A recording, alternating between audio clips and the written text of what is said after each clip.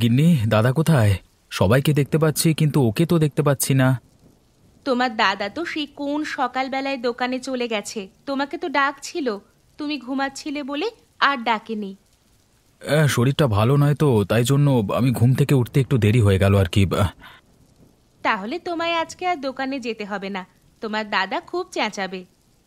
তা বললে কি হয় নাকি? দাদা একা একা গিয়ে দোকান সামলাবে সেটা হয় না। আমি ছাতা নিয়ে ঠিক চলে যাব।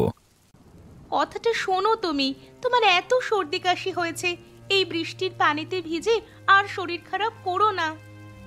দোকানে অনেক কাজ পড়ে আছে, অনেক কাপড় জামা সেলাই করতে হবে। আমি না গেলে কাজ হবে না। একদিন কাজ বন্ধ হলে কিচ্ছু হবে না, শরীর সুস্থ হলে অনেক কাজ হবে। আরে আমি যাচ্ছি, কিচ্ছু হবে না। আমি এত বারণ করলাম, তার সত্ত্বেও যাচ্ছ। এবার দাদা যদি চেঁচামেচি করে আমি কিন্তু জানি না। আরে কিছুই হবে না, আমি সামলে নেব ঠিক।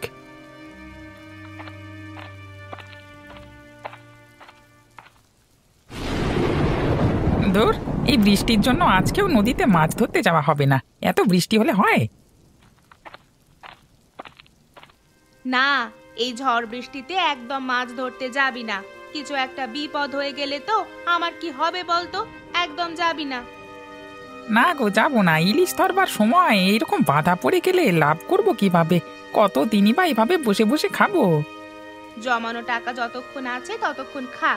হ্যাঁ, বৃষ্টি কমলে তুই নদীতে ইলিশ ধরতে যাবি, কিন্তু এত ঝড় জলে আমি ছাড়বো না। আচ্ছা মা, আমি যাব না। তবে এক সপ্তাহ ধরে বৃষ্টি হয়েই চলেছে, থামবার কোনো নামগন্ধই দেখতে পাচ্ছি না। যাই হোক, কালকে ইলিশ ধরতে বেরোবো। হ্যাঁ, আবহাওয়া ঠিকঠাক হলে যাবি, না হলে বাড়ি থেকে এক পাও বেরোবি না। এ তো মহা মুশকিলে পড়লাম আমি। রোজগার না করলে খাবো কিভাবে? রোজগার করবার জন্য তো নদীতে যেতেই হবে। শোন বাবা, রেগে যাস না, আমি তোর মা, তোর ভালোই চাই আমি। এই ঝড় বৃষ্টি বজ্রাঘাতের মধ্যে তুই নদীতে গিয়ে মাছ ধরবি জীবনের ঝুঁকি নিয়ে, কিছুমাত্র টাকার জন্য। যতদিন জমানো টাকা আছে খাই, যখন ফুরিয়ে যাবে তখন না হয় যাবি। আচ্ছা আচ্ছা, ঠিক আছে। বৃষ্টির দিনে আজকে দুপুরে একটু খিচুড়ি বানিও। হ্যাঁ, খুব ভালো লাগে। হ্যাঁ। আচ্ছা বাবা, বানিয়ে দিব। এখন ভিতরে যাই, জোগাড় করি খিচুড়ির।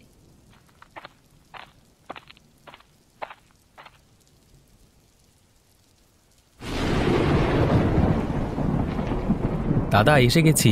আজকে এত তাড়াতাড়ি দোকানে চলে এসেছিস কেন? তুই আগে আমাকে একটা কথা বলতো, এই ঝড় বৃষ্টিতে কি করতে এসেছিস? তোর না শরীরটা খারাপ? আরে, দোকানে সেলাইয়ের কাজ কিছু ছিল তো, তাই জন্যই চলে এলাম। সেলাইয়ের কাজ তো তুমি পারো না, আমাকেই তো করতে হবে। কানের গোড়ায় এমন একটা থাপ্পড় মারবো, বুঝতে পেরে যাবি। হ্যাঁ, এত শরীর খারাপ নিয়ে এই বৃষ্টিতে ভিজে ভিজে দোকানে এসেছে যত সব। আরে আমার কিছুই হয়নি দাদা, তুই শুধু শুধুই চিন্তা করছিস। বাড়িতে যাই, তারপর সবাইকে দেখে নেবো। হ্যাঁ, শরীর খারাপ নিয়ে দোকানে এলো কিভাবে, কেন ছেড়েছে সেটা দেখতে হবে। হ্যাঁ। আরে দাদা, সবাই বাড়িতে বারণ করেছিল, কারোর দোষ নাই গো।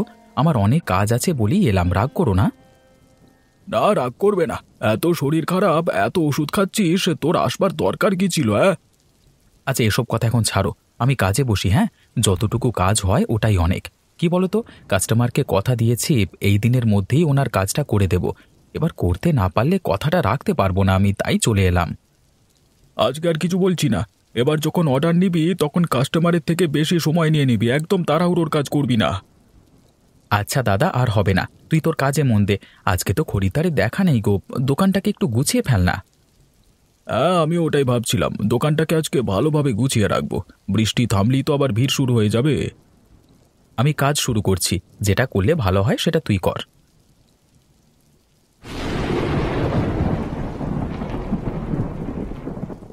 বোন, মায়ের কাছে অনেক দিন যাওয়া হয়নি, একদিন ঘুরে আসবো ভাবছি।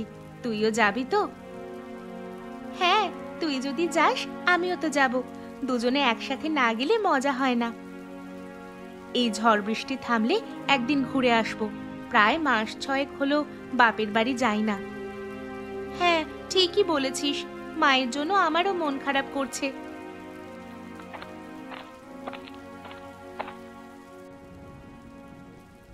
বিক্রম কোথায় গেল? ওকে ঘরে দেখতে পেলাম না যে। আপনার ছেলে হয়েছে আপনারই মতো জেদি।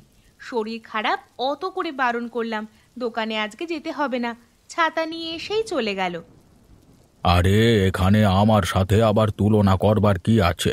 সব কিছুতে আমাকে নিয়ে টানাটানি কেন করো বলো তো বৌমা? আপনার দুই ছেলে আপনার মতোই হয়েছে, তাই জন্যই বলা হয়, দেখছি তো অনেক দিন থেকেই। হ্যাঁ, আর আমি তোমাদের দুজনকে গুলিয়ে ফেলি, কে বড় বৌমা আর কে ছোট বৌমা বুঝতেই পারি না। আমাদের যমজ দুই বোনের সবকিছুই প্রায় এক, যে কেউ গুলিয়ে ফেলবে। হ্যাঁ, আরে যে কারোর কথা ছাড়লাম, আমি তো রোজ দুজনকেই দেখি, তাও তো বুঝতে পারি না। সেটাই, আমরা আর কি করব? আচ্ছা আচ্ছা, তোমরা কাজ করো, আর বকবো না, আমি ঘরে যাচ্ছি।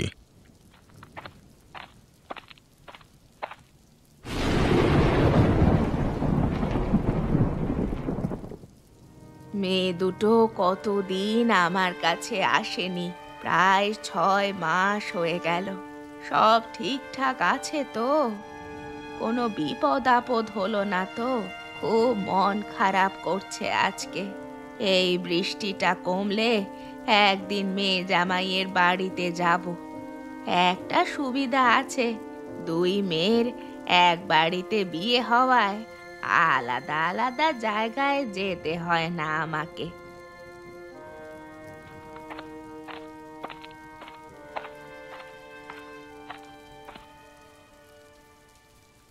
বর্ষাকালের আগমন ঘটেছে, এবার বাজারে টাটকা ইলিশ পাওয়া যাবে। যখন মেয়ের বাড়ি যাব তখন ভালো দেখে দুটো ইলিশ নিয়ে যাব। মেয়ে দুটোকে বলবো পান্তা ইলিশ করতে, নিশ্চয়ই করেনি এখনো একবারও। সবাই খেয়ে আমার মেয়ে দুটোর প্রশংসা করবে, সেটা আমার খুবই ভালো লাগে। এদিক ওদিক হাওয়া দিচ্ছে, জানলা কপাট বন্ধ করে দেওয়াই ভালো, আবার না হলে জলের ঝাপটায় সব কিছু ভিজে যাবে। ওই জিনিসটা একদম বিরক্তিকর, গোটা মেঝেটা জলে জলাময় হয়ে যাবে।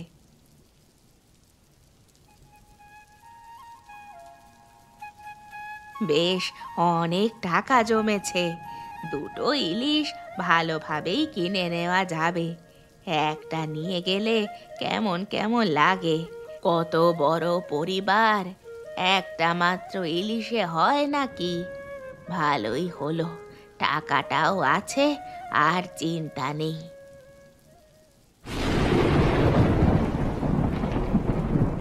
কই গো, কে আছো? দরজাটা খোলো, বৃষ্টিতে ভিজে যাচ্ছি যে, একটু তাড়াতাড়ি দরজাটা খোলো। ও গিন্নি, আরে তাড়াতাড়ি দরজাটা খোলো, আরে পানির ঝাপটায় পুরো ভিজে যাচ্ছে সারা গা, ও বাবা!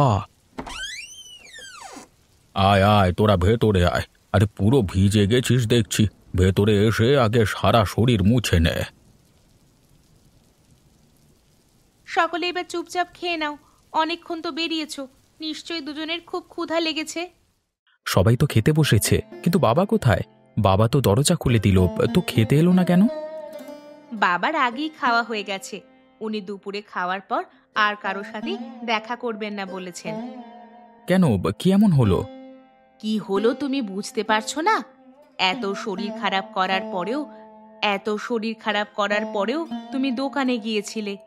বাবা সেটা নিয়ে খুব রাগারাগি করেছে, রাগ করে আগে খেয়ে চলে গেছে। ভাই, আমি বাবার সাথে কথা বলবো, হ্যাঁ? তুই এই ভুল যেন আর দ্বিতীয়বার করিস না, তাহলে আমি বাবা দুজনেই কিন্তু খুব রেগে যাব। হ্যাঁ, না না, আমি এই ভুল আর করব না গো। আমি কারোর কথা না শুনে খুব বড় ভুল করে ফেলেছি। আমার আজকে যাওয়াটা উচিত হয়নি। কাজ একদিন বন্ধ করলে এমন কিচ্ছু হবে না, তবে শরীরটা যদি আরো খারাপ হয়ে যায় তখন কি হবে বলো তো? তখন একদিনের কাজের চক্করে সারা মাস কাজ বন্ধ হয়ে যাবে। আমি বুঝতে পেরেছি, আর হবে না। এবার সকলেই যাও, গিয়ে বিশ্রাম করো।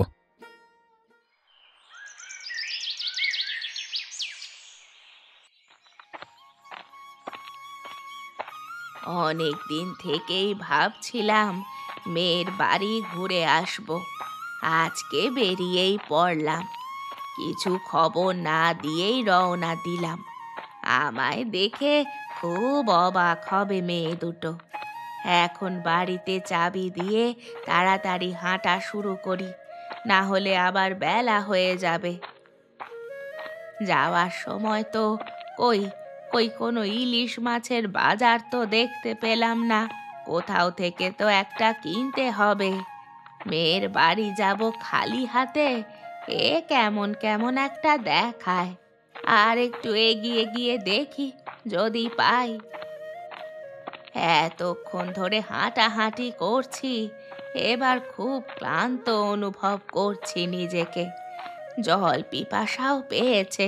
ও ওই তো ওই তো সামনের গ্রামে বাজার দেখা যাচ্ছে না। যাই, ওখানে কারোর কাছে পানি পাবো।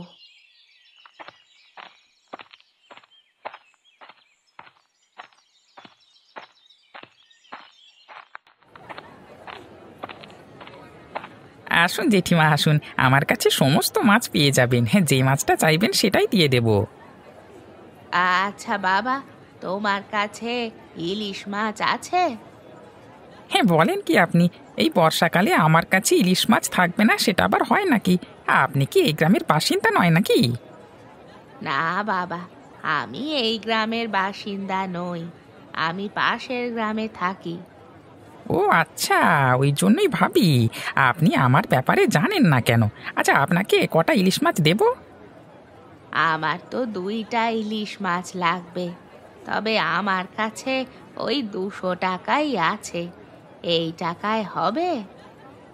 আমার কাছে সব হয়। আমার কাছে দুটো ইলিশ পাবেন মাত্র 120 টাকায়।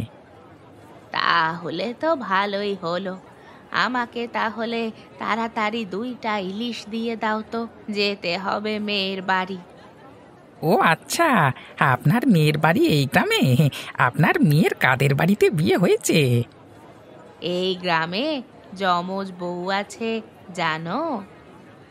ও আচ্ছা আচ্ছা, বুঝতে পেরেছি। আর যাদের কাপড়ের ব্যবসা আছে তাদের বাড়ি, তাই তো? জি, তুমি একদম ঠিক ধরেছ, ওদের বাড়িতেই। এখন তুমি আমায় তাড়াতাড়ি ইলিশ মাছটা দাও দেখি, বেলা তো হয়েই এলো। এই যে আপনার দুটো বড় ইলিশ মাছ। আমার দোকানে সব থেকে বড় ইলিশ পাওয়া যায়, আর কোথাও আপনি পাবেন না এত কম দামে বড় ইলিশ। হ্যাঁ, সেটাই তো দেখছি। আচ্ছা, এই নাও তোমার টাকা। অসংখ্য ধন্যবাদ, আবার আসবেন। হ্যাঁ,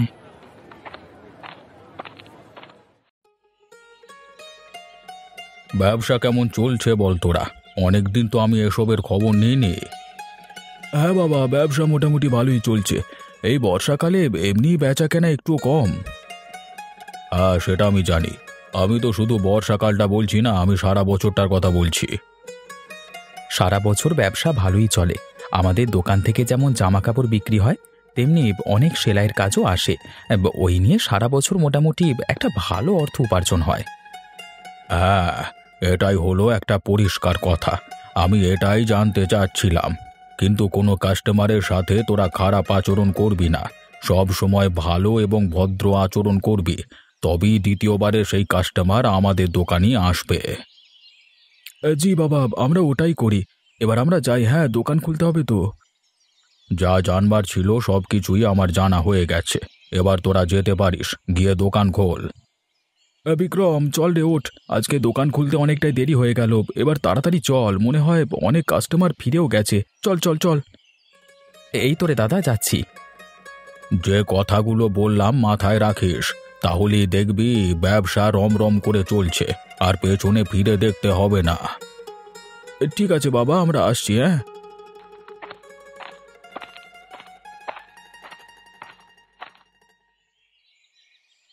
মালতী, মিনতি, কোথায় গেলি রে সব? আমি যে বাইরে দাঁড়িয়ে আছি।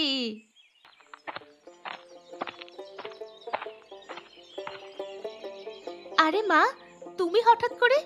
আমি সত্যি অবাক হয়ে গেছি। কতদিন পর তোমার সাথে দেখা হলো। এসো মা, তুমি ভিতরে এসো। দেখ, তোদের জন্য কি এনেছি। বড় বড় ইলিশ, তাও আবার 2টো। মা, কেমন আছো বলো? আর তুমি এত টাকা খরচা করে ইলিশ মাছ আনতে গেছো কেন? আমি ভালোই আছি, টাকার ব্যাপারটা নয়। অনেক দিন পরে এসেছি তো, তাই নিয়ে এলাম। ধর ধর দেখি, নিয়ে যা। ঠিক আছে, এবারে এনেছো বলে কিছু বললাম না। পরের বার সবকিছু আনার দরকার নেই, বুঝলে?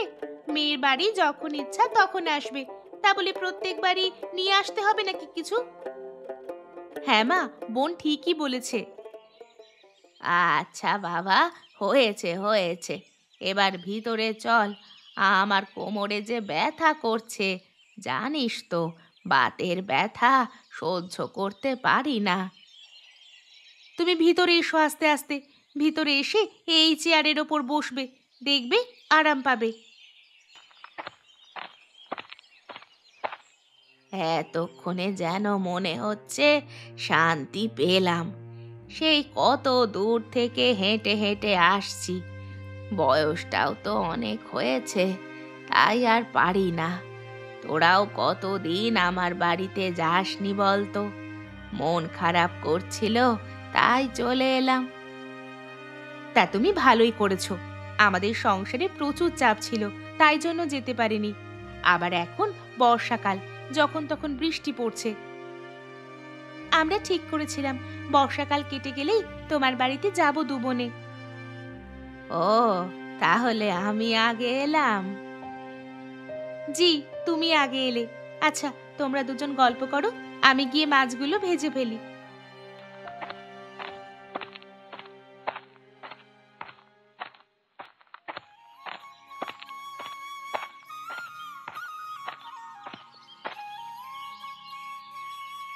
আরে আপনি কখন এলেন? কেমন আছেন? আমি ভালোই আছি, আপনারা কেমন আছেন?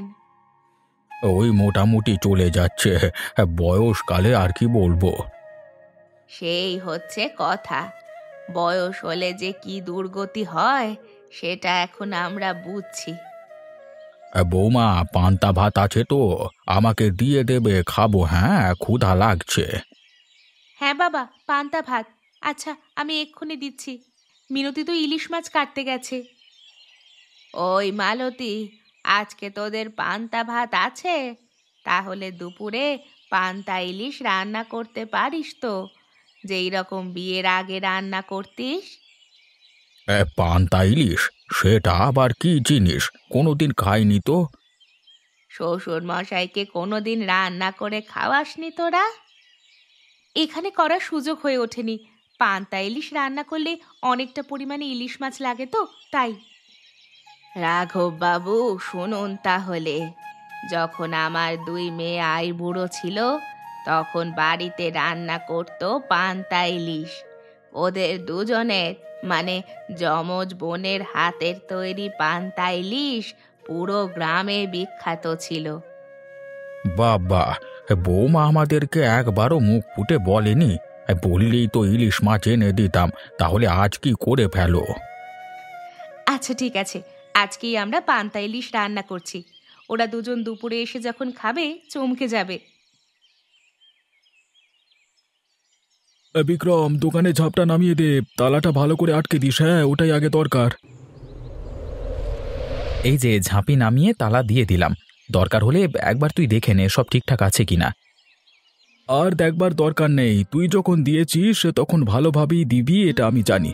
এখন চল, বাড়ি যেতে হবে। ক্ষুধায় পেটটা চুই চুই করছে। তোরও যা অবস্থা, আমারও সেই একই অবস্থা হয়েছে রে। তাই জন্য তাড়াতাড়ি পাটা চালা।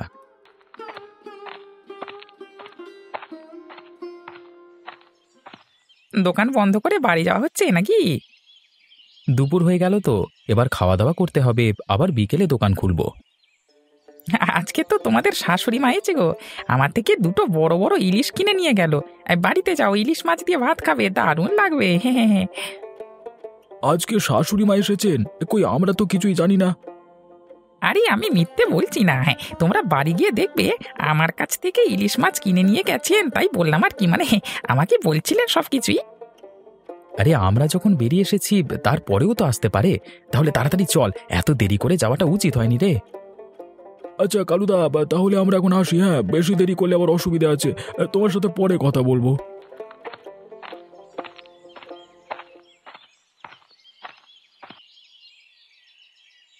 এই তো, জামাই বাবা জীবনরা চলে এসেছে। কেমন আছো তোমরা বলো?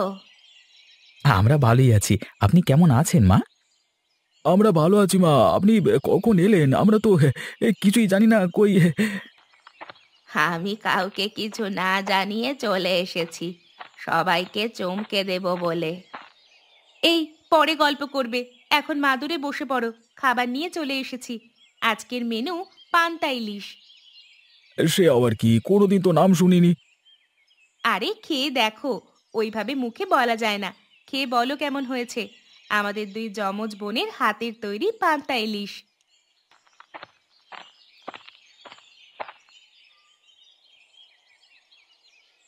নে নে, দুপুর হয়েছে, খেতে বস। আর দেরি করিস নিকো।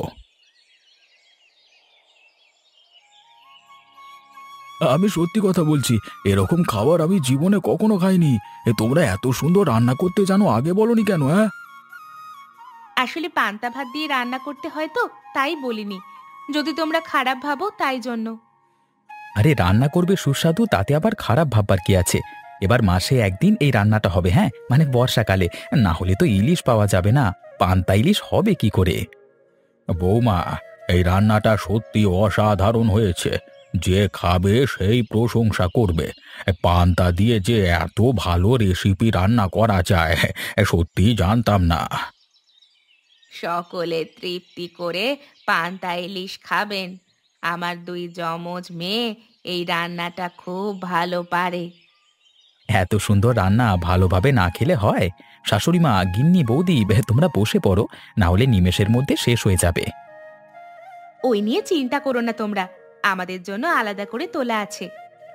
এই খাবার খেয়ে একটা কথাই বলতে ইচ্ছে করে, যমজ বউয়ের পান্তা ইলিশ জিন্দাবাদ। এর তুল্য খাবার হয় না। এর থেকেও অনেক ভালো রান্না আছে, তার মধ্যে এটা একটা। এরপর যা রান্না জানো সব কিছু একে একে হবে। যমজ বইয়ের পান্তা ইলিশ জিন্দাবাদ।